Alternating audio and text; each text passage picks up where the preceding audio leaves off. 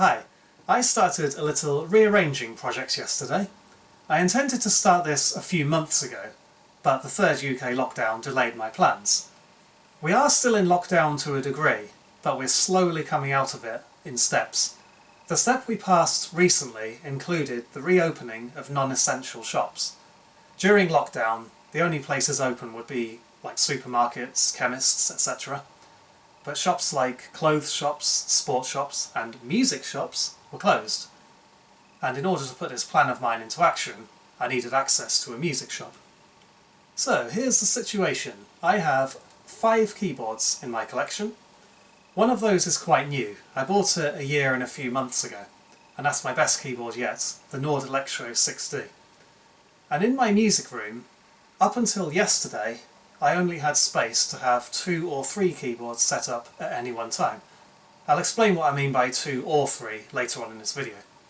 So when I had 4 keyboards in my collection, it meant that 1 or 2 keyboards would be packed away under my bed, and if I wanted to use one, I would temporarily have to pack a keyboard away and get that keyboard set up, which is a bit of a faff. But it wasn't too much of a problem when I had 4 keyboards, since one of my keyboards I don't use very often. But now I have 5 keyboards, and I'm in the middle of a very big project that requires there to be only 2 keyboards set up in the music room, which means I now have 3 keyboards packed away and not very easy to get to. So I came up with a plan to create space in the music room so I could get 2 more keyboards set up. I'm going to show you the music room right now and give you a little tour. Okay, we're in the music room. There's my monitor there. And down here there are 2 computers, which both run on Windows XP. I'm quite glad they're still working, to be honest. The one on the left is the one I use for making music, and the one on the right I mostly use for storing files. My iTunes library is on there. But because it runs on Windows XP, it won't connect to the internet anymore, because Windows XP isn't supported anymore. If I want to buy any music, just go in this cupboard here, I have to use my laptop to download it, and then put it onto this little memory stick here, and then transfer the files to that computer on the right. Anyway, that's slightly off topic.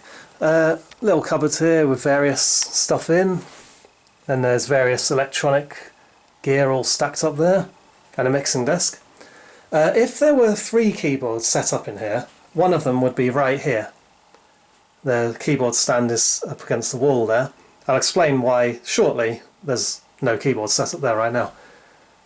And here are my main 2 keyboards. There's my new one on the top, the Nord Electro 6D. Absolutely fantastic, this one. Worth every penny. And then underneath is my Korg M5.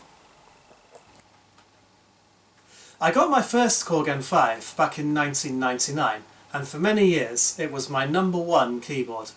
Sadly, sometime in the noughties, it had a bit of an accident involving a car and got badly damaged. It was still usable to a degree, but it needed replacing. Very luckily for me, not too long afterwards, I came across another Korg M5 in a second-hand shop. I snapped it up in no time. The damaged Korg M5 I gave to a friend of mine. I call this the music room, but it's a kind of a multi-purpose room, because I use it for various other things, including putting clothes which I've washed to dry. Not the prettiest sight for a video. Over here is a bureau. Now this is amazing, this thing, because this I use as a desk. So open that out there and you can do paperwork, but when you're not using it, it doesn't take up as much space as a desk. Now I've got a set of shelves here with various stuff on. Hey, little hand puppet here. Just a silly thing I bought somewhere. I'm no puppeteer. Anyway, now over here there is a big gap. There was lots of stuff up against that wall there, and I've moved all that stuff down into the kitchen because there's surplus space down there. And my plan is I'm going to have 2 keyboards set up against that wall there. But in order to do that, I needed non-essential shops to be open so I could go out and buy a new double keyboard stand and a 4-way power supply and various jack-to-jacks and things like that, which I can't, well, I can get now because the non-essential shops have opened back up again. Now the reason why sometimes I don't have a keyboard set up in this little gap here is due to mixing. I'm just going to change things around slightly. Oh, that area with all the clothes on has disappeared. Where's that gone? It's temporarily right over there in the bedroom. And you may have also noticed there was a swivel chair here. So where's that gone? Well, that is right there. And that there is where I sit when I'm mixing a recording. I'll just sit here now. When I'm mixing, I need to be able to hear what's coming out of the speakers clearly. The two speakers on the floor, the black ones, I hardly ever use those. In fact, the left one I can't get any sound out of anymore because the wire leading to it is frayed and there's just no connection. And you can't get that wire anymore. Those two speakers I think were from the 1970s or something. So basically the two grey speakers are the main ones, definitely. The left one, when the area with all the clothes on is there, it muffles the sound coming out of the left speaker. And also, when my keyboards are not in use, also my mixing desk, and I've got a micro keyboard down here, which is going out of focus. When my electronic stuff is not in use, I have dust covers over them to protect them. For the purpose of this video, I've taken the dust covers off. And when there's a keyboard here, the dust cover hangs and covers that tweeter there. So it partially muffles the sound there as well. And even if there was no dust cover there, the tweeter would still be muffled. Now, for recording, it's not really a problem hearing a not 100% signal. But when it comes to mixing, you really need to be able to hear everything clearly. And I'm in the middle of a really massive mixing project at the moment. Back in 2008, between 2005 and 2008, I did an album, and the original mixes were not very good. So I'm doing all those again. And all that will be on YouTube eventually. So at the moment, I'm actually spending more time having only 2 keyboards set up than 3. And that means I've got 3 keyboards now, which are packed away under my bed, and I'm actually missing them. So that's what inspired me to get a double keyboard stand set up there, so I can have 4 or 5 keyboards set up. Now I'm just going to go and show you the kitchen where I've moved all of the stuff that was up against that wall there. Okay, we're down in the kitchen now, and you are looking at my new storage area for stuff. And there's a fairly new addition here actually, this docking station. This wasn't here before. If I wanted to listen to music in the kitchen before, I had to have my iPod in my back pocket and use headphones. But now I have this. This has made quite a big difference. Over on the left here are my guitars. I'm not very good on guitar, and these guitars spend most of their time in their gig bags. But there is a Stratocaster, a 5-string electric, an acoustic, and a classical. Most of this stuff here, not all of it, but most of it, I've moved from the music room. The exceptions are this black and silver keyboard case, that's the keyboard case for my new Nord Electro 6D, and that bin there. Moving on. Another thing I moved from the music room is my keyboard amp, but I decided to put it in the living room over here. There it is. And here, this globe was actually in the living room before. This is actually a light, but it doesn't work anymore. If you plug it in, you don't get any light. It's still good for some geographical knowledge, but it's just not as bright as it should be. I'm just going to see if I can show you where we are. If I can get this to focus, somewhere around there is where we are. And that black and silver keyboard case I showed you, that was in this little gap over here. So this area in the kitchen here where I've put all this stuff, what was here before was all my bike stuff on this chair. This chair is not safe to sit on, but it's fine for putting my bike stuff on. There's helmet, bike lock, a bike pump that you can take out and about with you for emergencies in case you get a puncture. I've got a better bike pump in the shed. And there's a high-vis jacket. Behind there is just sweeping brush, mop, things like that. And that bin, unfortunately, doesn't fit over here anymore. That's where it was. But I've had to make it join over with this lot. So when that chair with all my bike stuff was in this area before, there was plenty of surplus space here. So I've decided to fill it with all this stuff to create space up in the music room for 2 more keyboards.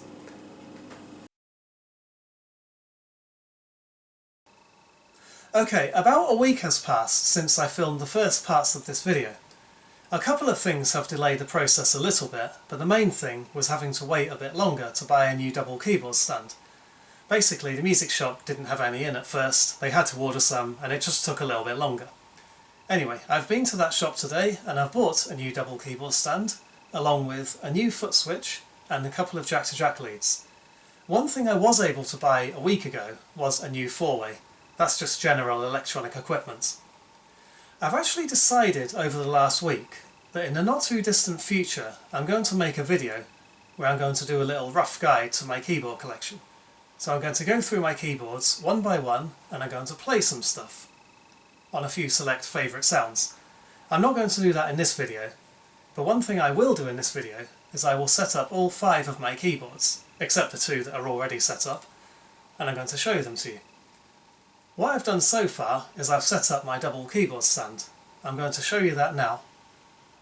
There it is, that's the new keyboard stand. This horizontal bar here, I had an absolute nightmare trying to figure out how it goes in. It's actually a hollow bar with a smaller solid one inside it. And I actually had to move this arm there in order to get it in the hole. It was not easy. But without that, you're relying purely on these screws here being tight enough. Now this keyboard stand over here doesn't have one of those stability bars, but I actually prefer this keyboard stand for a couple of reasons. So here you have little teeth, they're fairly small, and to adjust the height you pull this up and then the whole thing opens and closes and you just choose the height basically. Whereas this one over here, you pull this out and then you've got these holes and then that slots into which one you want. But these holes are more spaced apart, so it means that with that keyboard stand over there you've got more control over the height. Ideally for me, this stand is a little bit too low, but the next level up is a lot too high, so I've had to go for this one. And also, you probably can't tell very easily on camera, but the extension arms on this one are angled, so they're like that. That makes it easier to play the top keyboard. Now these extension arms on this stand, they are slightly angled, but not as much, so basically means you've got to lift your whole arm up more. Anyway, down here is the new foot switch. One thing I always go for with foot switches, or sustain pedals as they can be called as well, is a polarity switch. There you go. Some keyboards have different polarities to others, and what you want is when you push the pedal down you want sustain, and when you release it you want no sustain, just like with a piano. And over here these foot switches are more like real piano pedals, so they're actually better, but this foot switch over here is perfectly good enough for my purposes here. These are the 2 jack-to-jack leads, and they're actually not quite long enough really. They need to reach, and they do reach, they need to reach from here to the mixing desk over here. So when I'll be using those 2 keyboards I'll temporarily unplug something. But the trouble is, the wires actually drape in mid-air, which is not ideal, so I think I'm going to have to buy a couple more jack-to-jack leads that are longer. And on the contrary, this 4-way is actually a lot longer than I need it to be, because that only needs to go from here and plug into this 4-way under here. And that 4-way is plugged into the hull. There. Basically in the music room here I've only got 2 wall sockets. There's one down there,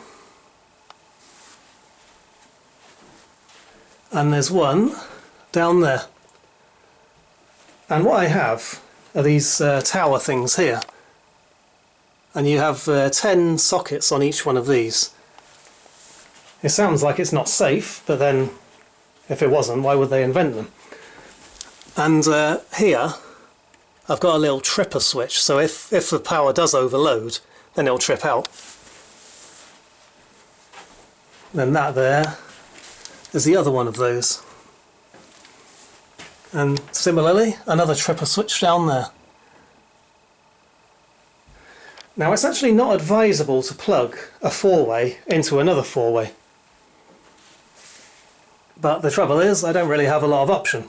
It seems to be the lesser of two evils, because it's either that, or I've got to plug a 4-way down here, and then plug that tower thing over there into the 4-way, and then there could be 13 sockets. And to be quite honest, the stuff that's plugged into this 4-way under here, there are just two things plugged in. The two things plugged in are my Akai S3000XL sampler, which I don't use too often, and then this here. That there is the power amp for the two black speakers on the floor, which I've already explained I don't use very often at all. And I actually planned it out to plug things in to that 4-way under there that I don't use very often, because sometimes there are times when I'd need to unplug that. Like if say I had visitors and I had to give up my bedroom, I'd have to sleep in here, and with that 4-way plugged in under there I can't close the door.